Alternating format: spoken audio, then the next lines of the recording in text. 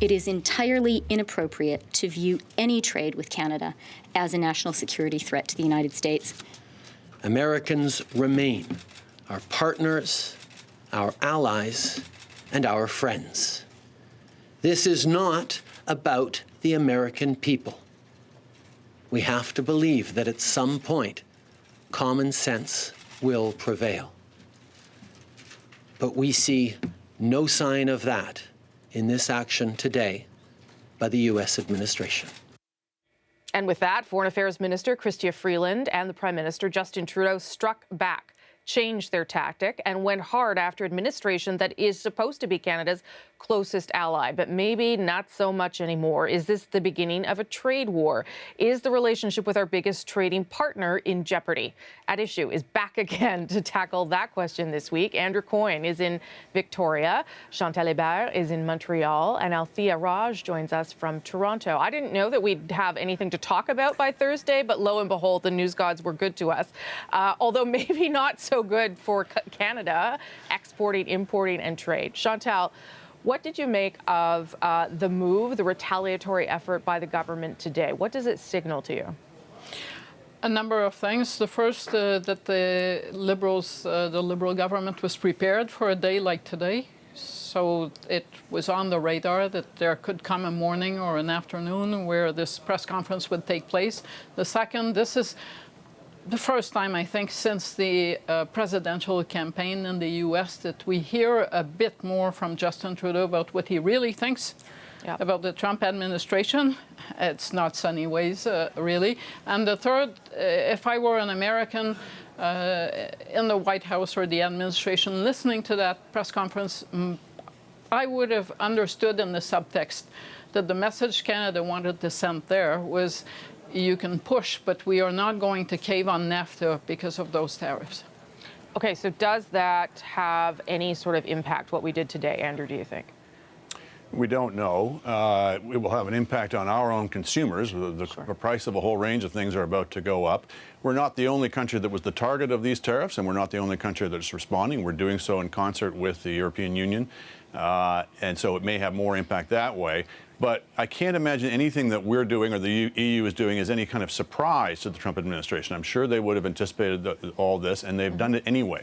And so one of the things I think we all have to go through the exercise of doing is saying this is not a normal administration. They don't respond in the same ways. They don't have the same incentives. They don't think in the same ways. And so we can't anticipate that the kinds of measures that might work with a normal administration are going to necessarily work with these guys. And the larger picture, of course, is and it's amazing this is happening just on the cusp of the G7, is what this is really about is the United States is no longer at the helm or the leadership of the international Western democratic order. It is in some respects an adversary of that order, and the rest of that order is now trying to figure out how to contain the damage that Trump is trying to do to it. Was it only a matter of time, Althea, before the government was going to have to get maybe a little less nice? A little bit more candid. Yeah. I think they were hoping they wouldn't have to, but they've kind of run out of options. I mean, it was very interesting that the Prime Minister kind of let it slip at the end of his press conference today about the whole NAFTA negotiations, the fact that basically the White House had asked the PMO to ask to meet with Mr. Trump, and that the meeting was set for Wednesday, and that basically on Tuesday they called him with a gun, or trying to put a gun to Canada's head, and the Prime Minister said no. And I agree with Chantal. I think that was basically, the tariffs are a retaliation method for that.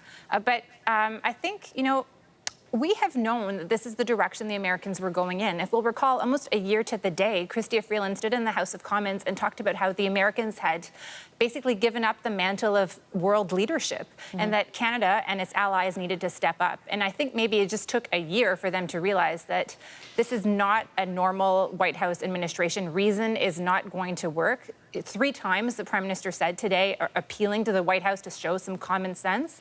I thought the tone was really interesting today. The Prime Minister made it really personal, leading off talking about how, we have been in battles with you. We have died alongside for you, and now you view us as a national security threat. How does this make any sense? There was also a moment. There was also a moment, Chantal, where he was asked, up until now, you've been able to make economic arguments to the president, and you've convinced him. And for some reason, Whatever the argument was this time didn't resonate. So what tools then, other than this retaliatory message that we're sending back, what else can they possibly do? I mean, they've given all their time to this guy and this issue, and now this still happens. So I don't think that they realized recently that this was a guy that was not like other presidents. I think they came to that realization early on, and probably after having walked away from the White House, having heard that we would tweak NAFTA and then heard what happened afterwards. They've known that for a while.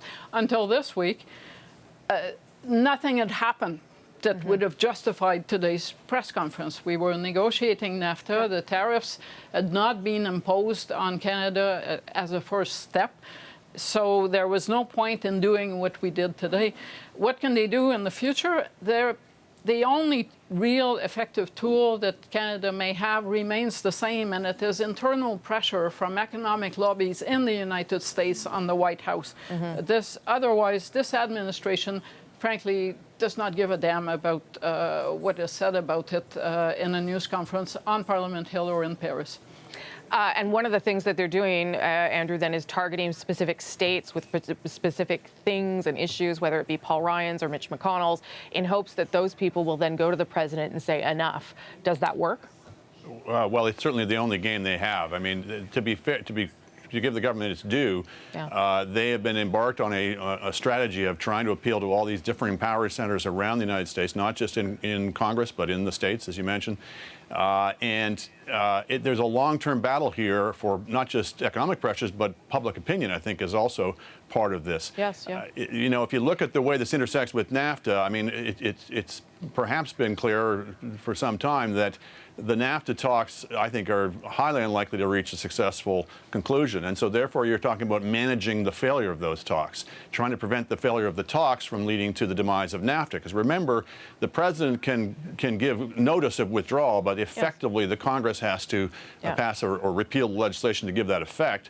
And so it becomes a question of who has the votes in Congress. So this is all happening not only as the NAFTA negotiations are unfolding, Althea, but as a week from now, G7 leaders are supposed to gather in the Charlevoix to talk about issues that they agree on or try and come to some consensus to provide leadership for the world. So how does that happen? Well, I think we kind of got a first look at it today. You know, Canada did not take a unilateral action. Our actions were complementary from Mexico's actions, from the EU's action. Everybody was basically doing exactly the same thing, trying to employ the same strategy. And now I think it's pretty clear to this government that while they may have tried to adjust the G7 agenda to appeal to Trump, you know, it kind of had controversial things like cleaning up the oceans and women's empowerment that aren't really important things like climate change. They don't need to wait for the Americans to get on side. They're not getting on side, so move without them.